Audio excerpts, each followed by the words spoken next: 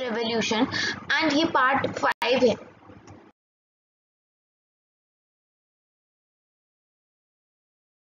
तो देखिए हम पढ़ रहे हैं यहाँ पर पार्ट 4 इस पूरे चैप्टर का, did women have a revolution. तो इसके अंदर आपको एक पेंटिंग दिखाई दे रही है। सबसे पहले ये पेरिशियन वुमेन है, यानी पेरिस की औरतें हैं जो अपने रास्ते पे चली जा रही हैं वर्सलेस की तरफ। And this print is one of the many pictorial representations of the event of 5th October 1789 when women marched to Versailles and brought the king back with them to Paris. ये बहुत सारी पेंटिंग्स उस time पे बनी, तो उनमें से एक ये पिक्टोरियल रिप्रेजेंटेशन है उस टाइम के इवेंट का जो 5 अक्टूबर 1789 में हुआ था, जब औरतें वर्सले की तरफ बढ़ी और राजा को दोबारा वापस लेके आई। कहाँ? Paris. From the very beginning, women were very active participant in the events which brought about so many important changes in French society.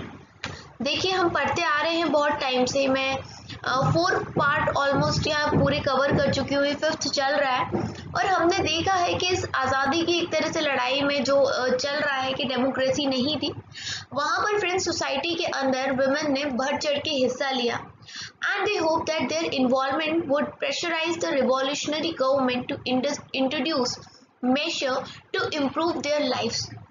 औरतों का सोचना ये था कि हमारे इस इन्वॉल्वमेंट से प्रेशर पड़ेगा इस रिवॉल्यूशनरी सरकार पर कि वो कुछ ऐसे मेजर्स लेके आएगी, ऐसे नियम कानून कायदे लेके आएगी जिनसे औरतों की जिंदगी भी अच्छी हो पाएगी। जो मोस्ट वुमेन थी, मतलब ज़्यादातर जो वुमेन थी 3rd स्टेट की, उनको अपने ज़िंदगी या रोजी रोटी के लिए काम करना पड़ता था, है ना।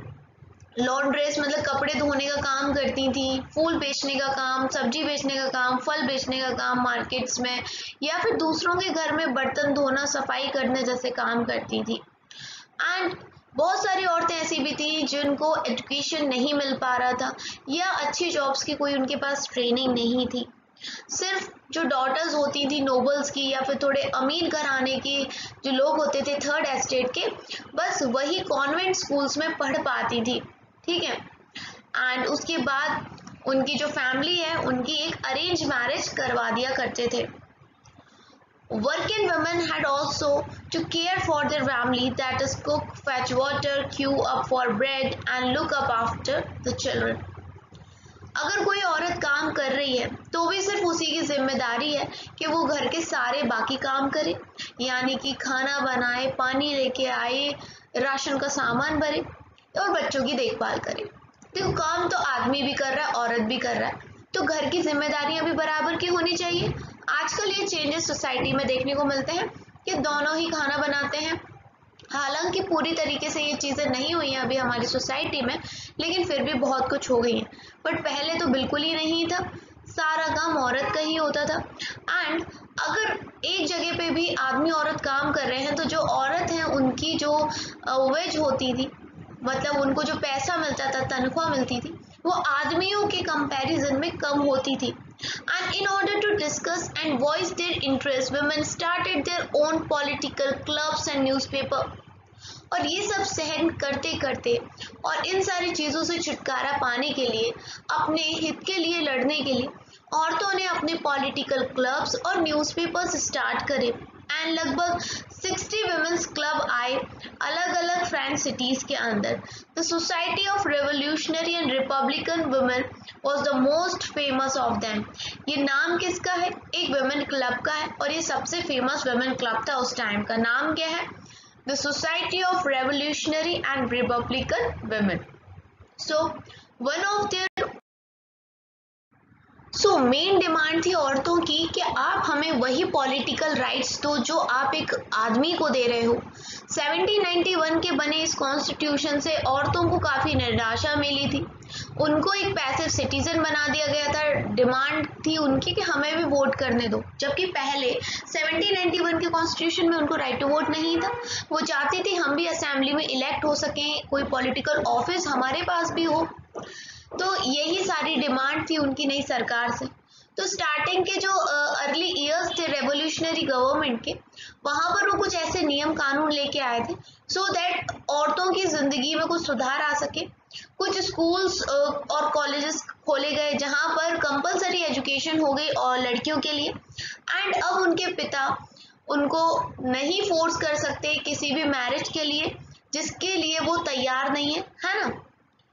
Marriage was made into contract, enter into freely and registered under civil law. अब जबरदस्ती नहीं की जा सकती, जहां वो चाहती है वहां शादी हो सकती है एंड इसको रजिस्टर किया जाएगा अंडर सिविल लॉ।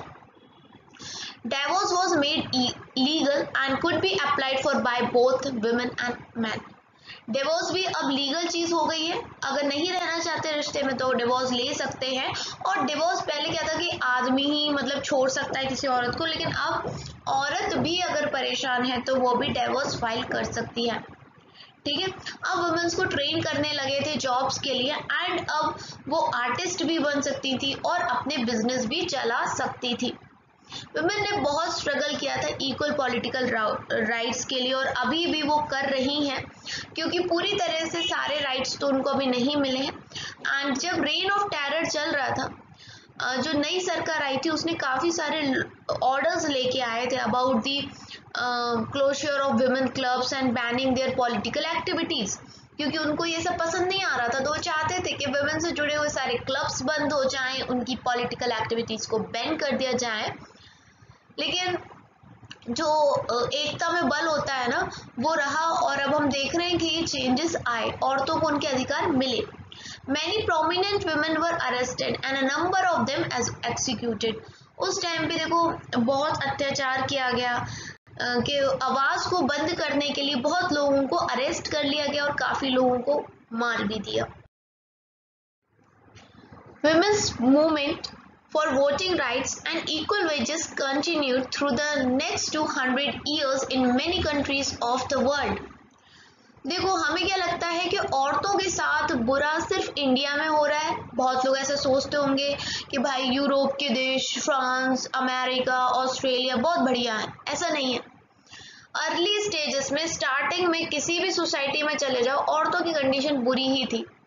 और देखो लिखा भी है कि करीबन 200 साल तक विश्व के अलग अलग देशों में ये जंग चलती रही कि हमें भी वोटिंग राइट्स मिलने चाहिए, हमें भी इक्वल वेजेस मिलनी चाहिए। ठीक है, the fight for the vote was carried out through an international suffrage movement during the late 19th and early 20th century. ये जो वोट की डिमांड थी ना, इसकी जो लड़ाई थी एक इंटरनेशनल सफरेज मूवमेंट के नाम से चली थी 19th और 20th सेंचुरी के टाइम पे।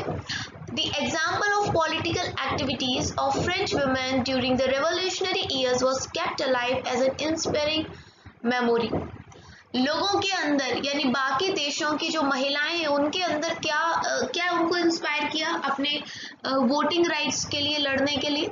ये फ्रांस की स्टोरी कि फ्रांस की औरतें कैसे लड़ी थी, अब हमें भी लड़ना है और अपनी आज़ादी हमें चाहिए। It was finally in 1946 that women in France won the right to vote. और लड़ते लड़ते ही सही लेकिन जीत हुई औरतों की और उनको वोटिंग राइट फ्रांस के अंदर मिल गया था 1946 के अंदर। देखिए सोर्स ई में हमें दिखाया गया है the life of a revolutionary women. ये वुमेन है ओलम्पी डी गोगेस।